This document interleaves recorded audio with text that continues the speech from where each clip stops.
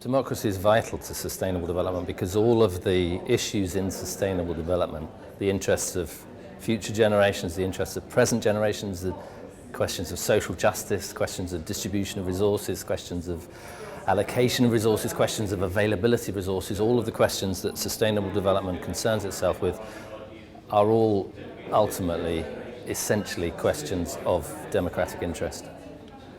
So I would say you can't do sustainable development without doing democracy. There's a real democratic deficit at the moment, which isn't just about short-termism, but is partly about short-termism. It is a reality that democracy itself is actually under threat at the moment, partly from short-termism, but partly from parliamentary systems that are not representative, partly from corporate interests that are non-democratic and that are trying to sidestep democracy, and partly from financial systems that actually bypass democratic process as well. So, for example, in Greece, at the moment, as we are talking, democracy and the interests of the financial system are head-to-head over the question of the future of Greece. These are very, very immediate points of conflict between the interests of democracy and the interests of short-term business interests and political interests.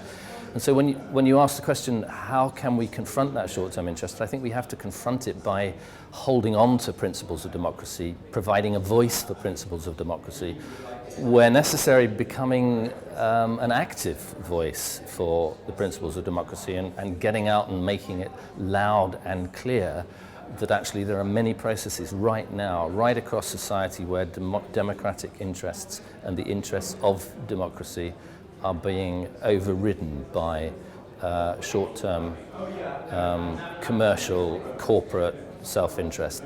That is the absolute antithesis of democracy. And an organisation like the Foundation for Sustainable Democracy has to really become the voice of putting democratic process back into society across the board. I think the Commissioner for Future Generations in Wales, which I have to say is a fantastic initiative. I really, really like it, that idea that democracy has to hold a place for the representation of future generations. Can work both from the bottom up in terms of encouraging participation in, for example, in the project In the Wales We Want, and representing that Wales We Want set of visions in a political context.